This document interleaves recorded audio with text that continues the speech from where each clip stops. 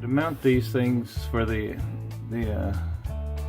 brackets for this, I kind of want to make sure they're vertical. Kind of also want to make sure that the cockpit's level, and it needs to be cranked down quite a bit. The trailer's fairly level, so I'm probably going to lower the front end so I can get the cockpit level.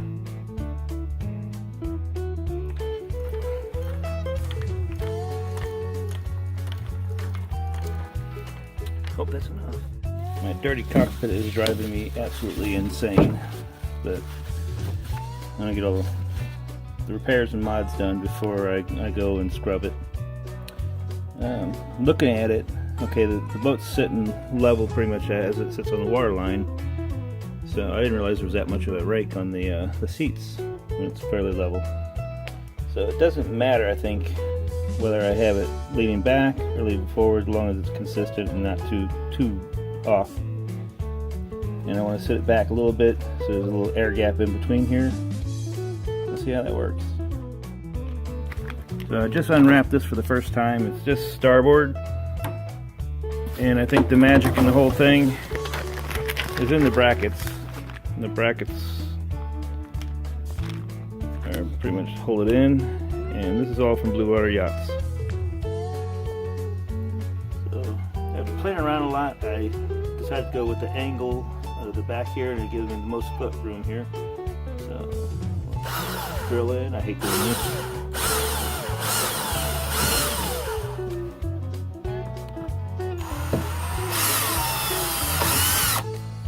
What I've done is,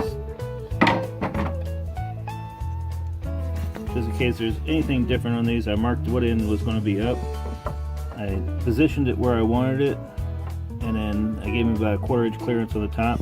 Left enough room on the bottom for the gas hose to go on each side. That's the reason why I raised them so high.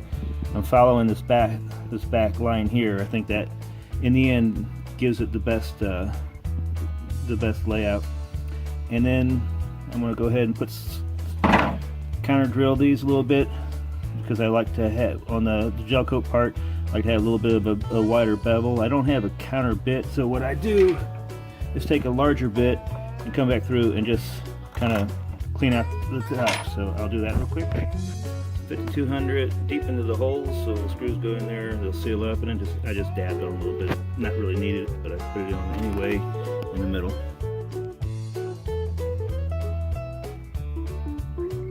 I'm glad I marked it, because just as I was getting ready to put it in, I test fitted the other bracket. In the other bracket, the holes are slightly off, so I'm glad I marked up and test fitted it, because there's like an 1/8 inch difference between where the holes are. So good thing I marked it. That's one down.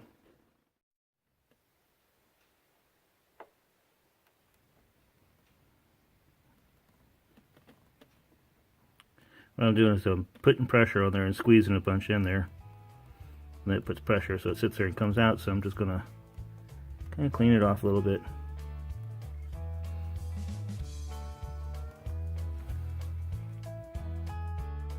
And that one's installed too. So next I'm going to dry fit or go ahead and test fit the starboard. What I'm hoping is it'll go over the gas hose. There'll be room for, it depends on which tank I'm using. So let's find out. Debating with myself whether or not I wanted to trim a little slot on each side for the hose here, so this whole thing goes down a little bit, because the phone could still slide out of there. And Murphy's Law, you know that would happen. But then as I test fitted here, I realized, okay, when it's sitting up higher like that, the helm seat doesn't close all the way. So at some point, I'm going to sit on that and pinch the gas line. So I am going to go ahead and trim these little corners out. I think I'll be happier in the long run too.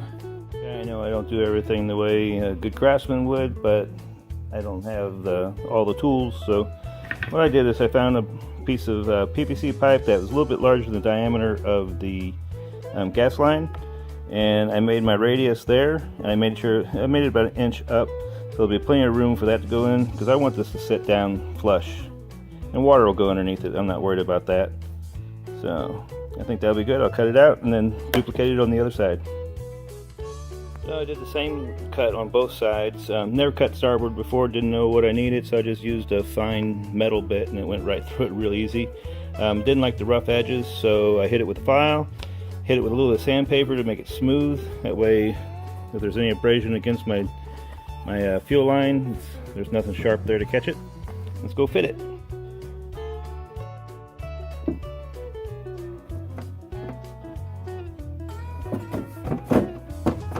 Oh yeah, I'm liking it already. Yeah, much better. I'm happy now. So that's fine. Water can come through there during rainstorms. There's room for my hose on both sides. They're equal, so if I reverse it, doesn't matter whether there's a front or back on the starboard. It fits both ways. And the next biggest question, does it? Somebody asked if it actually blocked gas fumes. I highly doubt it blocks much because the bulk of my gas fumes come from the vents on top of these, and we heel over an awful lot. We just like to do that. If the vents are open, gas will pour out across my feet, and that's where the stink comes from. But it should help with the sound. It definitely help with anything falling back through there. Pretty good. I'm happy with it. So the other thing that I will consider is, do I leave it in when I'm trailering? Odds are I won't. Starboard's pretty thin. There's only a 1/4 inch or so of bracket here on each side holding the starboard in, so I don't know what kind of vortex wind goes in there when I'm going down the highway at 70 miles an hour, so I will probably always remove this and stow it down below whenever we're trailering. Another one done. Light ticking off all these projects.